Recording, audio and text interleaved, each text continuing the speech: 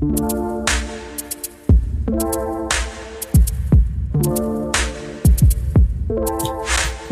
everyone, I am Stephen Drew from the Architecture Social, and I'm joined here today on this podcast with a very special guest who I think is doing something really fantastic that is beneficial to individuals in the industry and employers as well.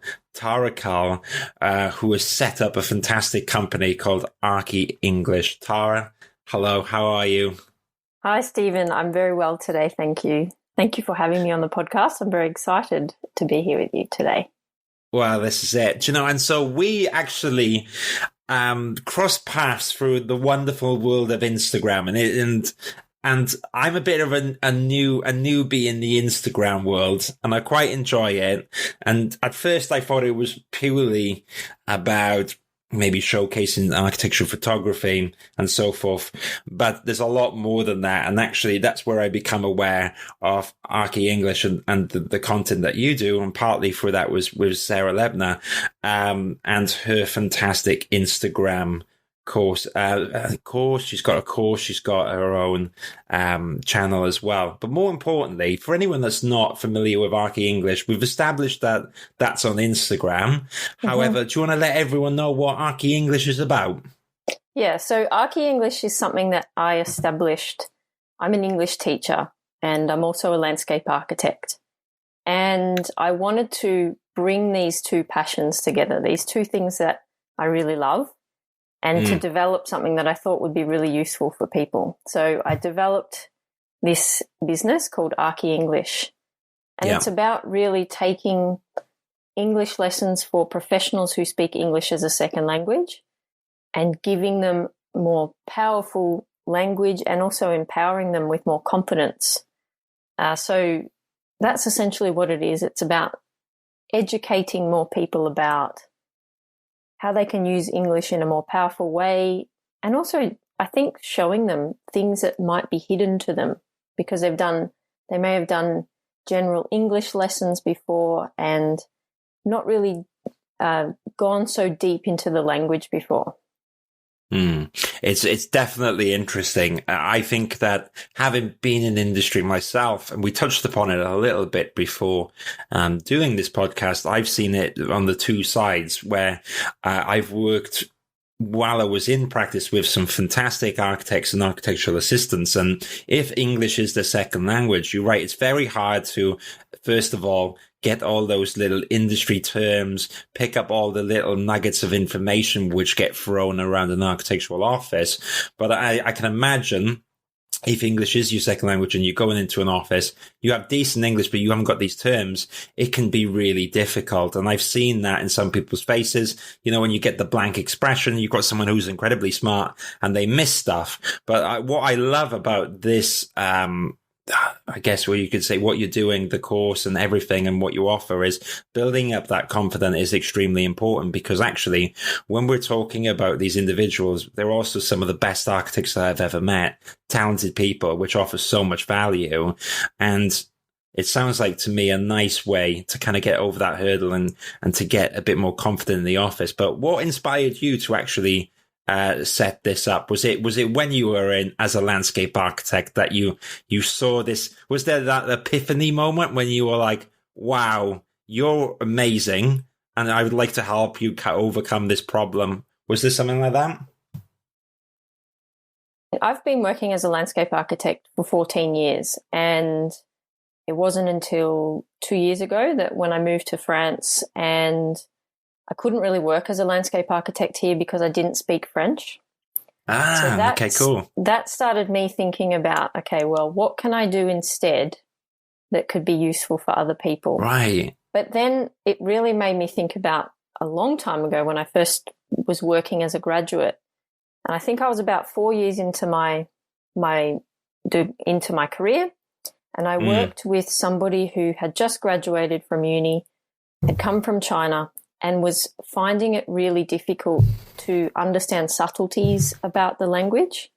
Right. And so I felt as though there could be something there. There's a way that I could help her. And I started sitting with her, mentoring her about certain ways that she could write emails, about expressions that we had, things like that. And actually the other day, one of my ex-colleagues sent me this email that I had sent in 2012, which was giving people a lesson on what's the difference between affect, the verb, and affect, the noun.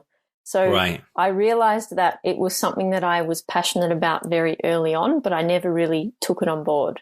And it wasn't until I was in France and I was in the situation where I had noticed these people that I was working with were in also, that I thought, okay, there's a way I can help people in this situation.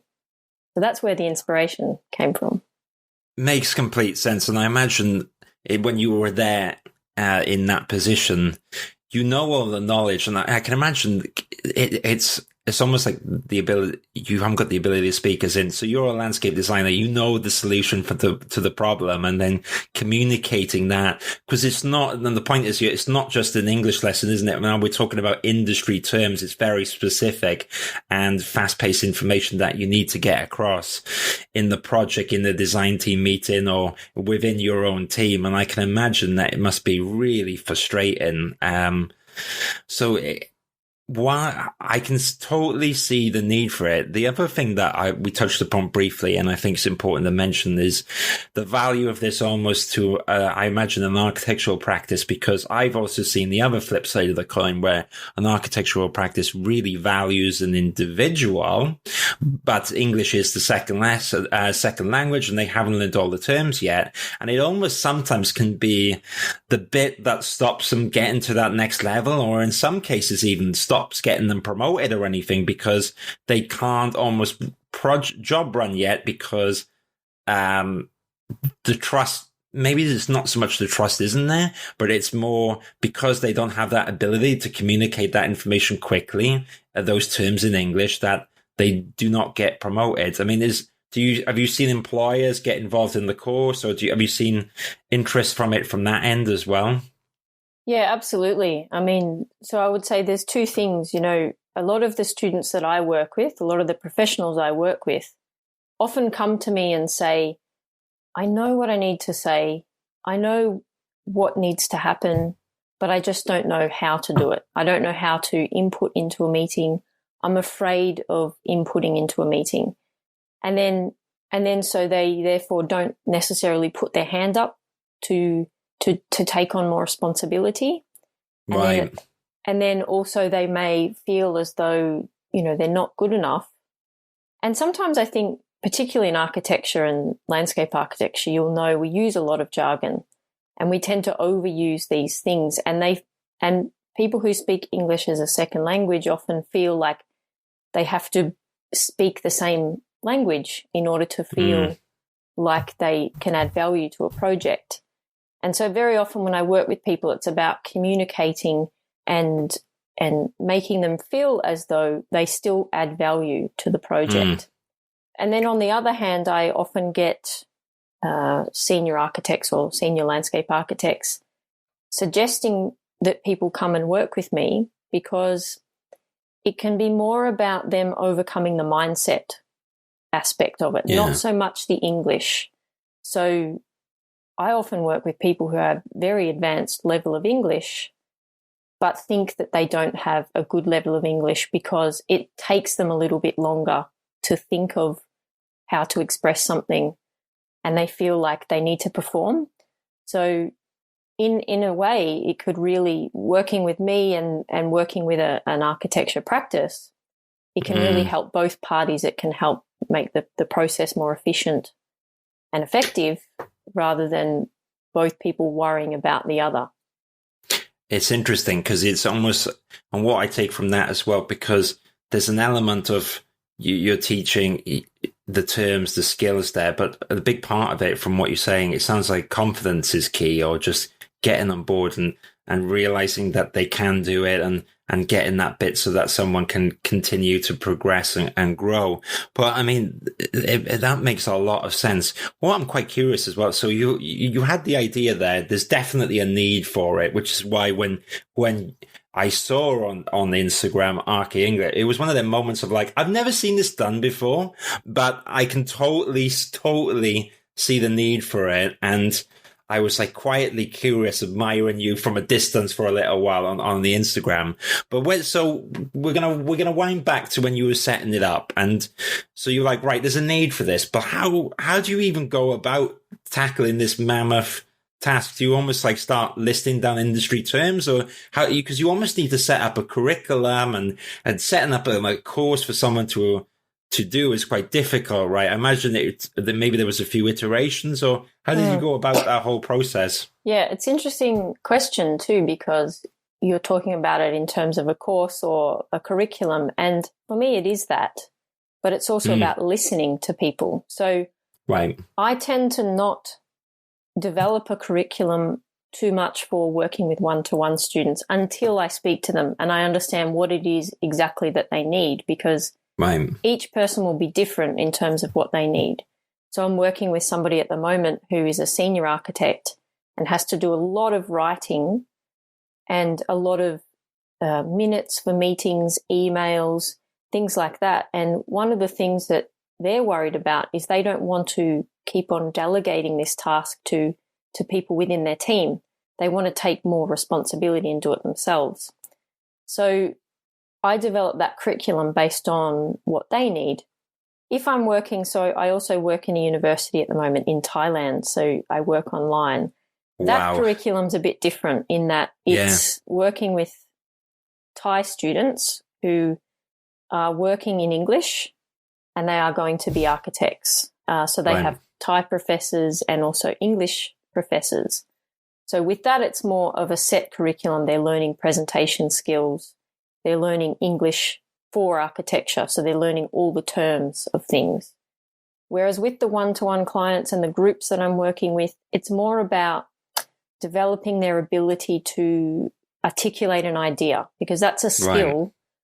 If you're with a client, for example, and you're having to explain your design, that's a skill that you need to have. And if you don't have the right vocabulary, plus you don't have the confidence, that makes it really hard. So we look at things like, it's not just about vocabulary. It's not just about making sure they know the terms. It's also about making sure they practice using the terms and that they put themselves in situations where they can get feedback.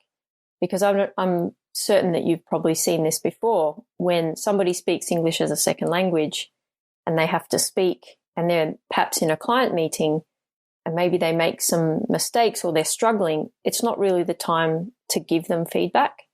You can't do that. Because things are going ahead, isn't it? And so it almost hinders the process, unfortunately. And I imagine that feels quite alienating for the person, doesn't it? And it's difficult. I mean, a lot of the people I work with, they come to me with very similar problems. So when I was starting out ArchiEnglish, of course, I had in my mind what were some of the ideas of vocabulary that I needed to talk about. But really, what I post on Instagram comes from the conversations that I have with my students, with my clients. So if they ask me about, for example, why do we use this particular language when we're doing documentation, then I will prepare something that helps them to understand that and then explains that. So the other day I was doing a lesson on the imperative mood, which most native speakers wouldn't even know either, but it's a question that often comes up. And it's when you have a verb at the start of the sentence, for example, repair the existing roof. And these sorts of things, even when I was working as a landscape architect, I wouldn't even have thought twice about. I would have just done it. But these are questions that are asked to me all the time. Why do they do it like this? I don't know why. How can I improve the way that I speak? How can I improve the way that I write when I'm doing documentation? Also, things like, how do you be diplomatic when you're writing an email? How do you not be direct? Because a lot of people, when they're learning English, they learn from a textbook, or they might learn conversational and then not really know how to be diplomatic to a client. Yeah, I think, do you know what? You stumbled upon a very interesting point, and it even transcends into what I do for a living, because a lot of what I do is especially in terms of my day job, when I'm not doing the architectural social recruitment, it's all about communication, and the phone is a big factor, and having the confidence to be on the phone is difficult for most people, let alone someone with a second language. In recruitment, it can make it so challenging to enter, because you're right. On the phone, you've almost got the nuances, the tone, the emotion. But talking about what you were saying there, especially with written English, writing an email, there's a subtle art to it, isn't it? Because we all do it. And I mean, we do it all a million miles an hour, because even in WhatsApp, and I'm the same way, if you're writing capital letters, I'm like, someone's shouting at me. Yeah. If they, full stops or too much exclamation marks, you read all this in terms of tone. And I actually remember an architect many years ago, who was excellent, but you're right, because English was his second language, he really struggled with emails, and it was probably his weakest link in terms of professional development. But the practice admired him so much because he was an excellent architect. And what's bizarre is, I remember thinking I was really good at writing the emails, but I was less interested in the architecture. Do you know what I mean? But it's absolutely fascinating. The other bit that was interesting when you were talking there is, because I can appreciate, I've started talking about the aspect of what you do in terms of a course, but you're right. There's so much coaching involved, and what is interesting is it's almost never too late. And the fact that you're coaching a senior architect to a student is very different, but equally valuable to that individual. And I think it's one of these things of, what I like about this is that everyone in life gets hang-ups. I've had hang-ups. Everyone gets these chinks in the armors that we've got, which kind of almost feel like they hold you back. And what I like about ArchiEnglish is, for anyone that kind of feels like the language barrier is holding them back, it's never too late, and they should just jump on. Do you know what I mean? Because the point is, you can get over that quite quickly, and then you've got a much more statistic chance of your career progressing, because your confidence gets better. I mean, how long do you typically work with people on a one-to-one basis? Does it completely vary on where they are and how much English they know and what point they are in their career and maybe how much responsibility they have? Does it vary a lot? Yeah, it varies. It's very different. I mean, I, at the start, was offering just ad hoc lessons with people. And I felt like I wanted to make it more focused. So now what I do is I offer a 12-week program, and that helps for me to keep it focused. We also look at things at the very beginning.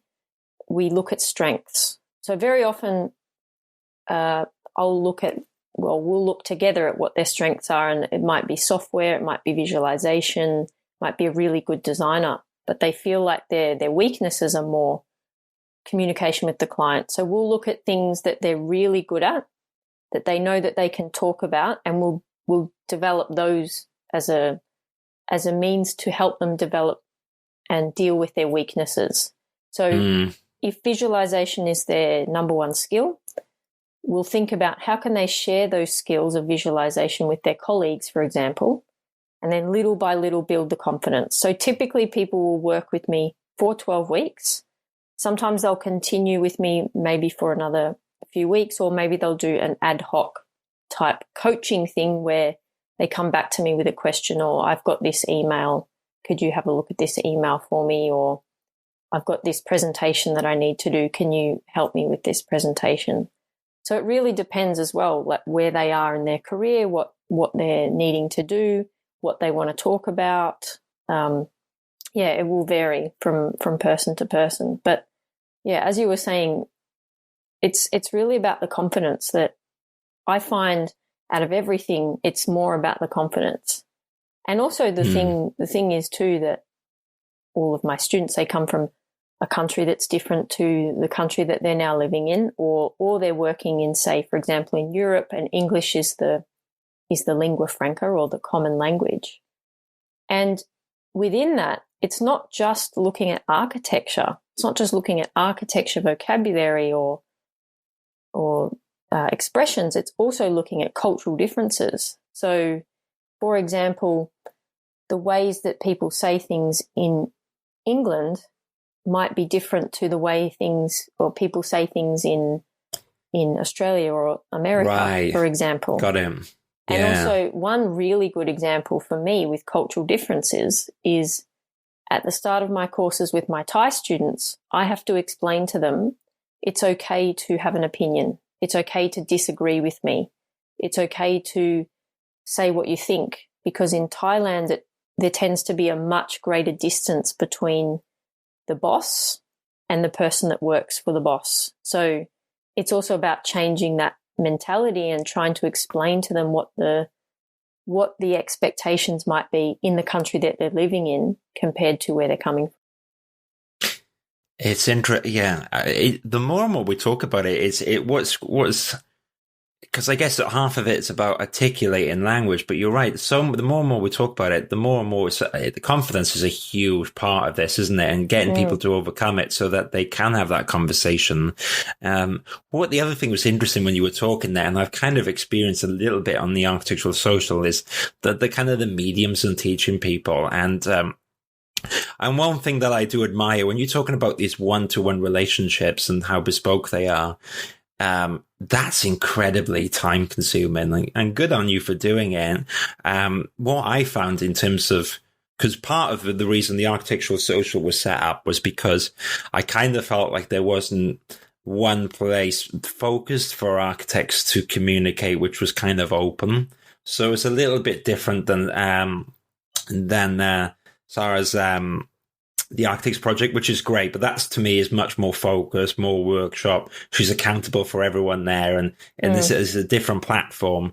But I've done a few courses, and I was trying to do, when I first set up the Architectural Social, I was doing things I would speak to students and I would do CV and portfolio reviews on a one-to-one basis.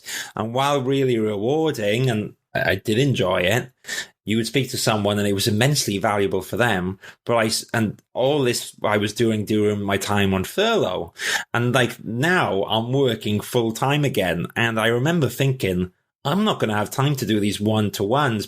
And then the other thing that I noticed is that, especially when helping graduates, there was elements of information that I was repeating to one person and another. So it was incredibly inefficient use of my time. And that's why what I've tried to do now is spend a lot of energy on almost recording a video, putting it now on YouTube, but also within the Architectural Social on certain bits so that people can digest it and go through it at their own pace.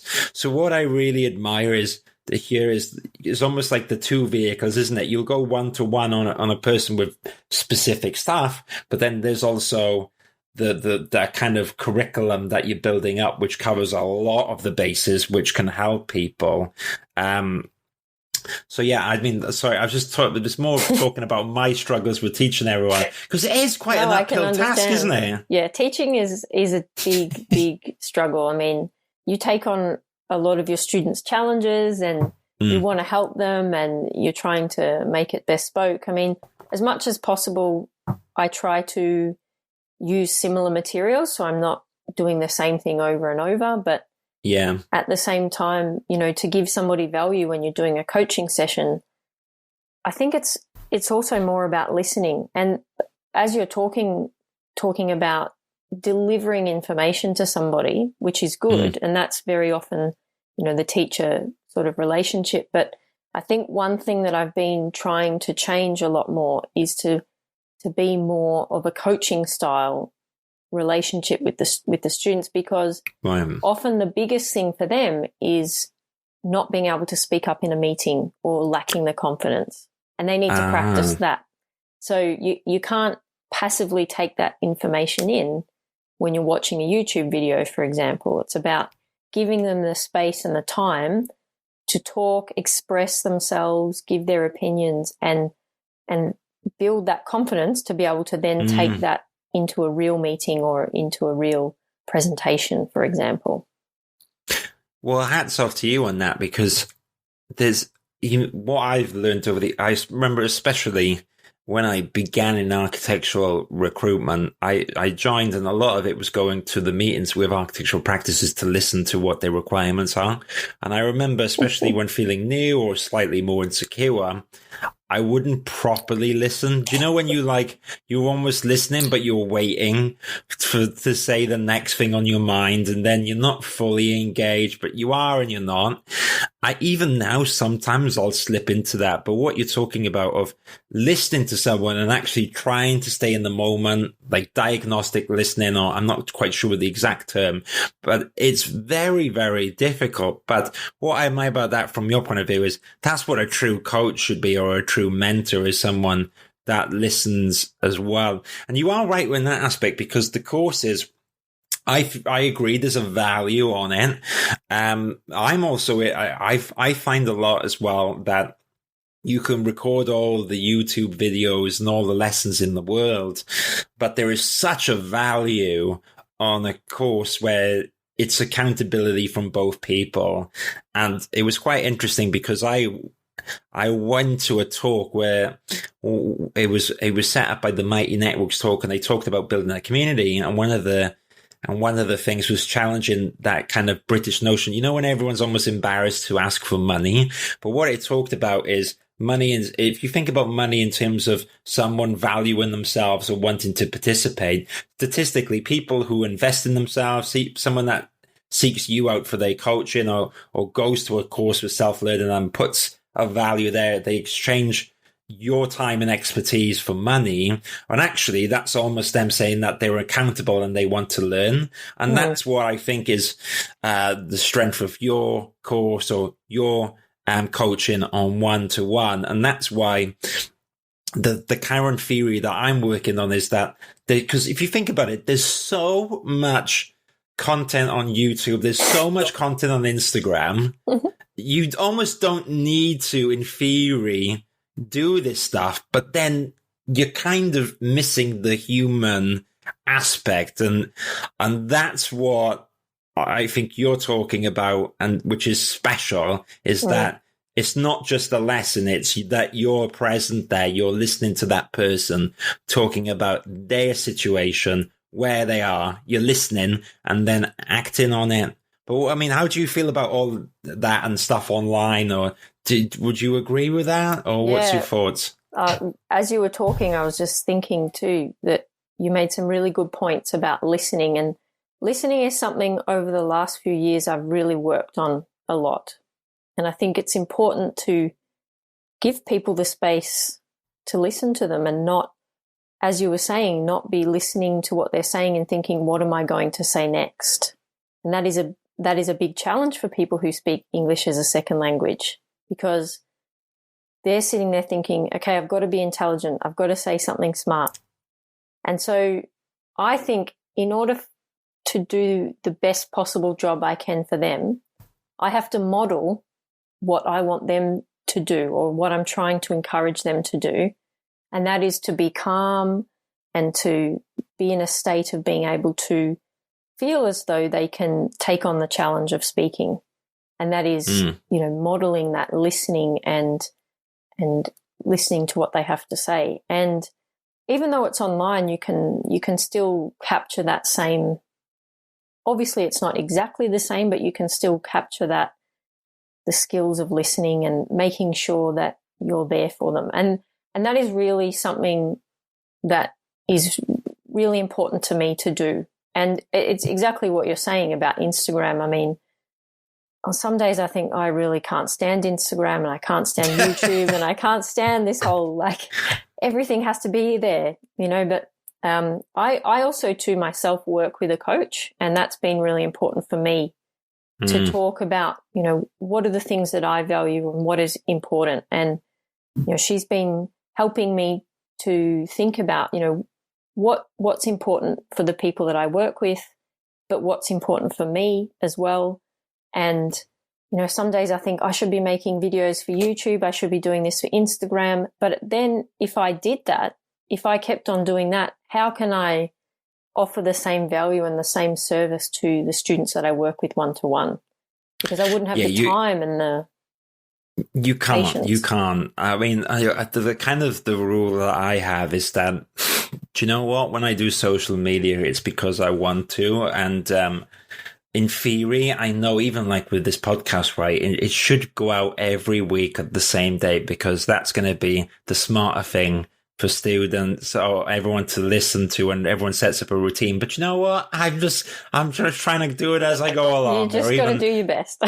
Well, even yesterday, I mean, you're kind for anyone in context, and I'm open to it. You were so sweet in actually doing this podcast today because I missed our slot yesterday because I got caught up in in the madness of Mondays, and I feel like that life kind of happens. And what I like is what you're talking about. It is the students first, and it's even with the Architecture Social. I try to do things for the community first.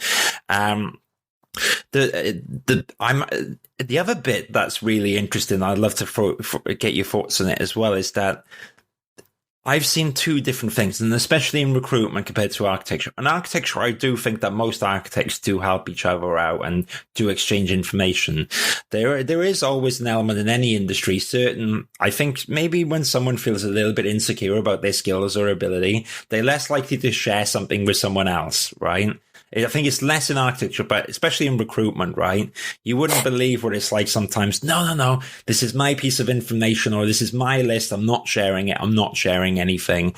And like maybe my pearls of wisdom as I go along is that everyone should share information. And what's interesting about the YouTube is that everything that I would do on a one-to-one mentoring, so let's say hypothetically in the future, is the same content that I put on YouTube. It's exactly the same. There's no secret. I don't hide anything behind the paywall. I'm not one of them Wolf of Wall Street, like them, have you ever been to one of them events where they're like, okay, you come along for an hour and it's 10 quid and they go, well, now that you've met me and I've given you a little nugget, sign up for the £12,000 course and you learn all the secret. I think that they're obviously awful, and it's a clever business model. Not a nice feeling, is it? No, and I think what I've done with the social and everything is all my thoughts is they're all on YouTube.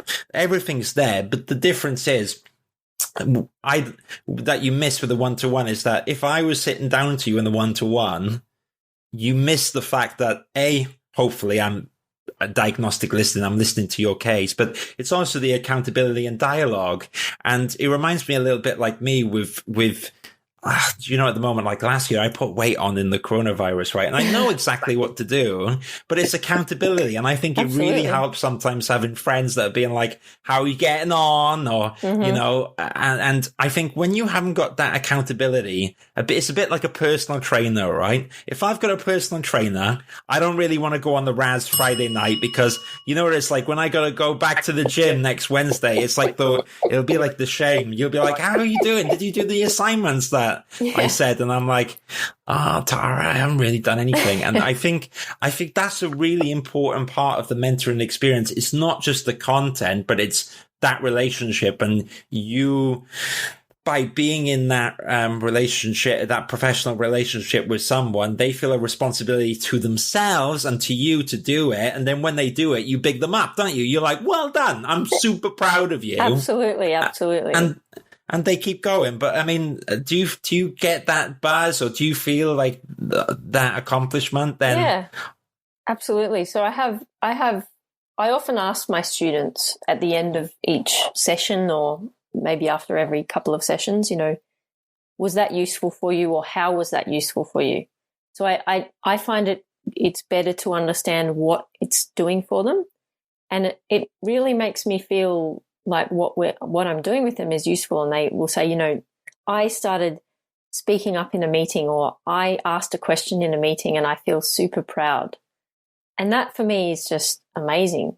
And yeah, I think one thing that I try to do, as you were talking about, you share all of your thoughts and everything on YouTube and with the Architecture Social, I try to do that too. So after a lesson with somebody, I'll have my diary next to me, and I'll think about what are some of the things that came out of that lesson that I could share with other people.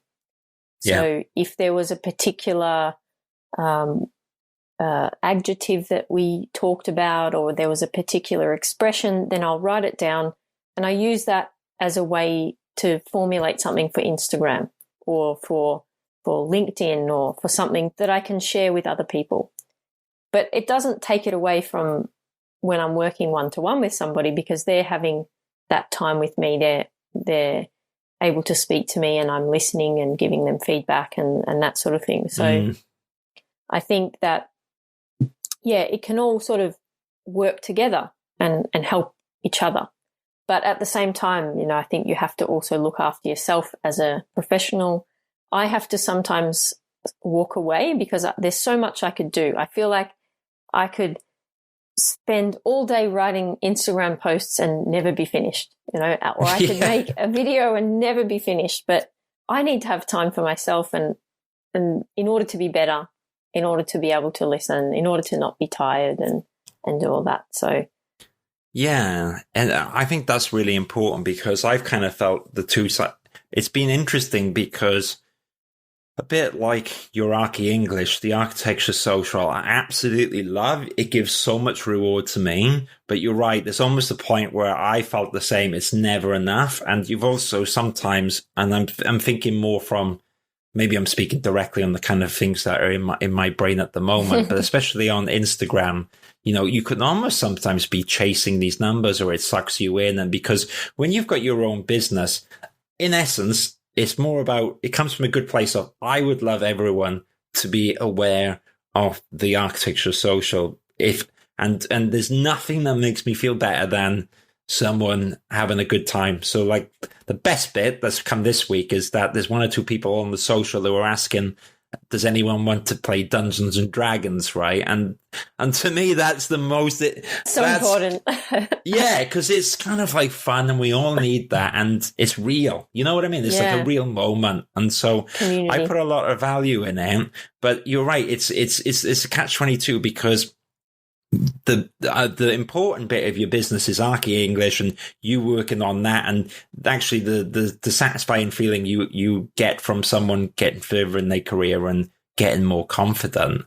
But these online tools, I think that they're useful, but to go back to your analogy, I don't think it's a conversation. We're talking now. The point is, when you're mentoring someone, there's a two-way dialogue. There's that conversation theory of, they could say something different, and then the conversation goes down a different narrative, or a bit like a doctor or an engineer or a mechanic.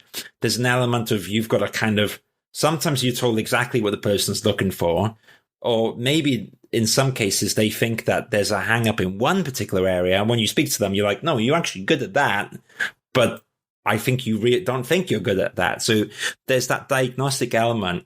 But with Instagram and all this stuff, there's none of that, isn't it? Because it's a one-way relationship. It's just like me and you with a big broadcasting thing going, hey, look at the cool stuff we've got going there. And while it's good, I think the downside is that there's that false sense of, you're not able to do all the good you can do on social media. And that's the bit that I have there. And I think that the downside is, with all these different platforms, is that it can become really fragmented. So I guess with yourself, how have you found, especially with coronavirus and everything changing and people being online, how has that changed how people approach you? And how has that changed how you go about using these social media channels, or getting people aware of ArchiEnglish? That's a really good question. I think for me, I am somebody who likes to talk to people face to face. And so it was really hard, I guess, for me last year to figure out, how am I going to do this and get to people to know me? So I guess what I've done in a number of ways. So I've used Instagram as a way of posting things that I'm learning in my classes with my students, and that I think would be useful for other people. And then occasionally people might send me a message on Instagram as well, or I might share people's things. Yeah. It's exactly how I got to know Sarah Lebner. So I saw what she was doing. I thought it was really good. But then we took our relationship off Instagram. We spoke on Zoom, I'm now part of her architecture project. I love being part of that architecture project. I learn so much. It's a good thing, isn't it? It's amazing. Good. You know, listening to different people speak about things and also seeing how people interact with the material as well has been really valuable for me as well, just to know what they're talking about, and also good for me to see that not all architects know everything about architecture, because that's what I worried about at the start. Because I'm not an architect, I've worked with architects a lot. I am a landscape architect. I thought I had to know everything about everything, but it's not really the case. So that's how I sort of developed that. I've also used LinkedIn as well a lot. So posting on LinkedIn and trying to establish conversations with people off LinkedIn as well. So inviting them to come and have a conversation with me. Yeah. And yeah, by doing that and being active within these areas, it invites people to want to perhaps get to know you more, have a conversation. And I guess that's how you and I met as well. We're having a conversation. And for me, I think it's important to kind of check back in that it's, you know, it's a real sort of thing. There's a human element to it. Yeah, I think that's really fair. And so pre-lockdown, I mean, a lot of what I would do, especially in terms of my, so you're a landscape architect. I used to work in architecture, but for the last 7 years, I do recruitment. And part of it is so important to meet the client face to face and meet people face to face if you can as well. Because then it's much better, because when you go to a practice and then when you meet someone, you have that Cupid moment of like, oh, I really think you would be really good for this company, or I know you've got your ideas on this, but actually maybe you should think about this company. It's completely changed. We've got interviews online, networking online, and you're right. And I think like the term networking, it sounds awful. And in my head, I've got that cringy image of people holding a business card, you know, around. But actually there is a nice thing about online.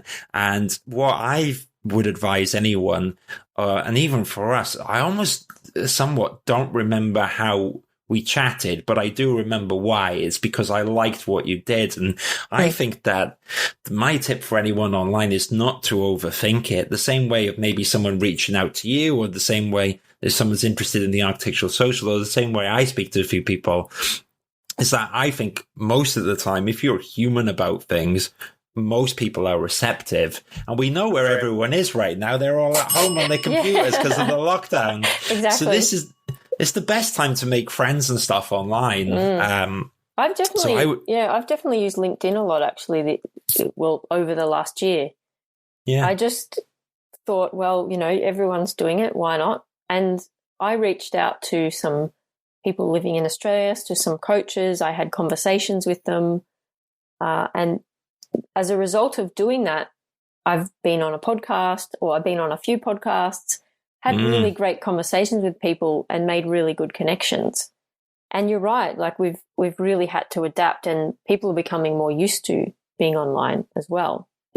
At the start of last year, I was still working as a landscape architect for a company in Australia. So prior to COVID happening, this was what we were doing already. So I was doing some freelance work, and it's amazing how much more comfortable people are now with that process. Whereas prior to that, it was a bit like, oh, this is a bit difficult. You know, I have to explain the design online and share my screen. And now it's just a natural part of how we communicate. And now we're having to adapt. Yeah, I was having this conversation with someone today, actually, because I think the idea in the UK of working remotely was, most architectural practices response before would be like, are you crazy? That will never work. The idea, we need people in the office, you know, and even in recruitment, right? To get a job where people can work at home was very rare, very rare. Maybe one day a week. maybe. And that's a big maybe. And I'd always tell people, I'm like, whoa, we're not getting there. Yeah. But now I think it's completely changed. I think that most people will be working.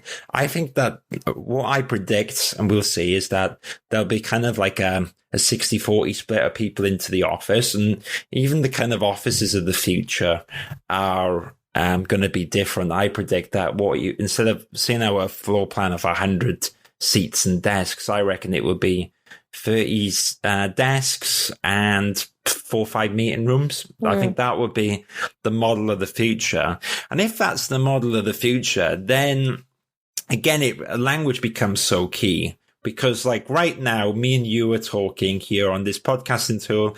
There's you need to be comfortable online, and that's a skill set in itself. But also a big, large part of that is being confident in your language, or is confident in getting it right. But there's another confidence I find that now I am more comfortable, bizarrely, if I mess things up, because I've come to learn that it's more humanizing. And that's why even with this podcast, sometimes I'll record them right. And like now the microphone's over here and I kind of work out where it should be. But basically there's so many important parts to getting it perfect.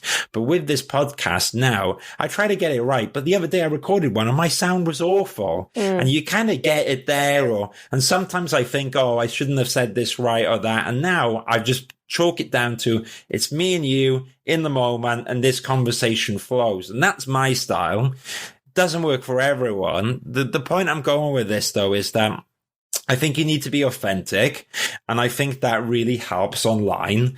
And the other advantage I've had, because English is my first language, you kind of become the master of, I don't want to use the word manipulating, but you can strategically use certain things because I've commanded the English language for many years. I should make an awful joke because I'm actually Welsh and I don't speak Welsh, so I'm a terrible Welshman. But I do think that it's so important for people to feel comfortable with speaking English because it can be such a big deal, and as well as talking, the other thing to feel comfortable with is silence or emotion. And I think that especially me, many, many years ago as well, if there was kind of a silence in the room, I'd be the guy to fill it up with nonsense, and and actually there is a power in saying less sometimes. Yeah, absolutely. And you've made some really good points about online communication is really changing. And I mean, imagine for people who speak English as a second language, and there's a whole new series of challenges that they have. People that I work with talk about how they are doing a presentation to a developer, for example, and everyone has their microphones turned off. So all they see is their video. And so prior to presenting online, they're already having some challenges, and now they're not picking up on the reactions of people.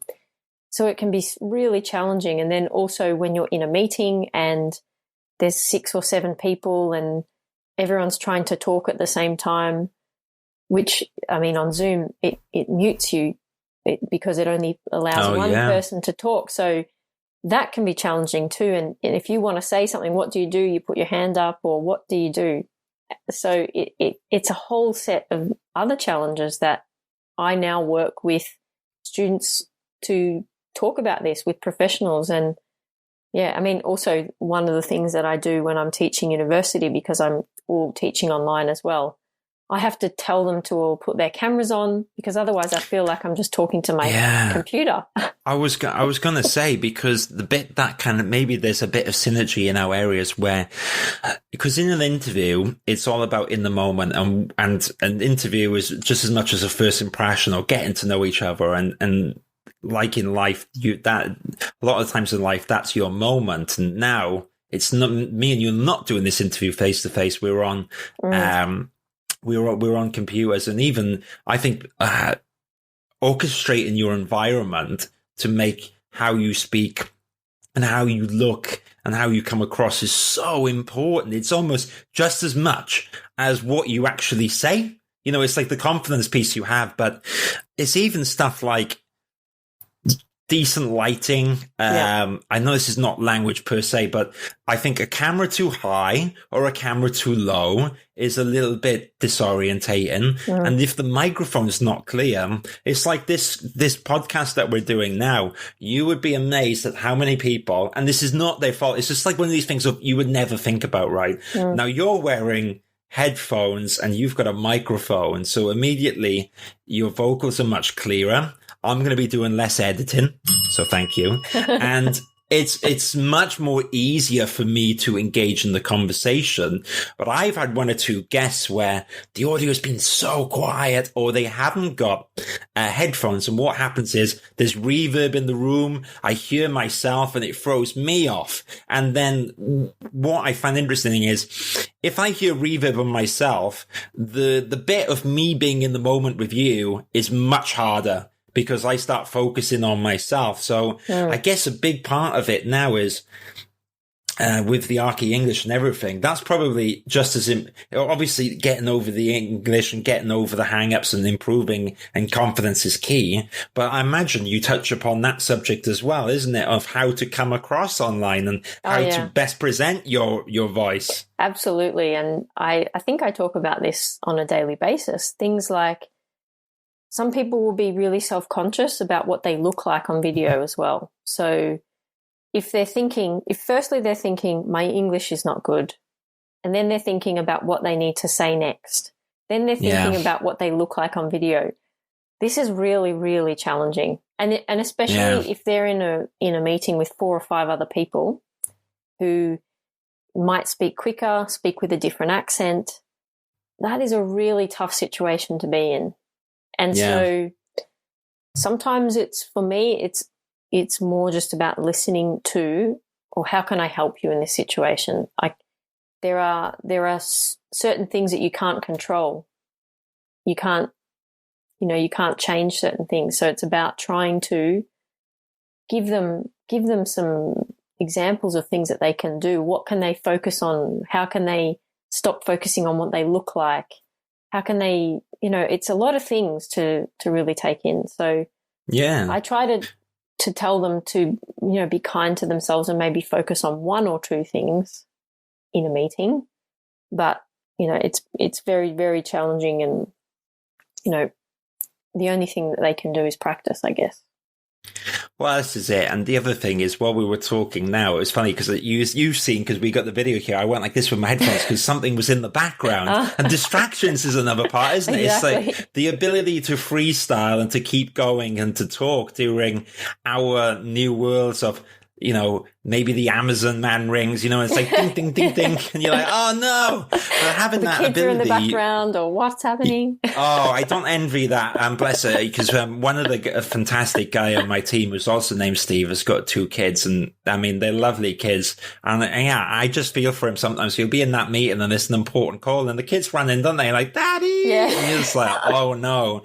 But with all this obstacles, I think comes like exciting territory. And I do think, and this is why I was really pleased that you were coming on this podcast, because in this one in particular, I think it's really important. And generally, the tone of the podcast so far is like, I like to get people on at different points in their careers, whether they're a student or a director, to kind of talk about their journey. But I think in this particular case, while your journey is important, I just think that what you're doing is more relevant than ever. So I think what would be great is perhaps if we get 1 or 2 topics in future, or maybe what we'll do is we'll definitely put this on the Architecture Social a bit more prominent, because I imagine there's going to be quite a few people who will find value in this. And for anyone that's not familiar, again, with the work that you've done, Tara, so you're Tara Cull, you're on LinkedIn, you have your website as well, you're on the Architecture Social. So what's the best ways to reach out and find out more and contact you? Yeah, so I'm pretty active on LinkedIn, so you can come and send me a message on LinkedIn or connect with me on LinkedIn. I like to have conversations with people on LinkedIn too, if they send me a message. You can send me an email from my website. You can come and say hello on Instagram. There's a plethora of ways you can contact me, but I think probably the best way would be LinkedIn or my email. Brilliant. I will, when we put this podcast, I will put the links on the podcast as well for people to link. But so, thank you. Tara, thank you so much. I really appreciate this and hope we can pick up the conversation soon. Yeah, absolutely. I look forward to talking about lots of different things that we can talk about and helping people with their English and into architecture.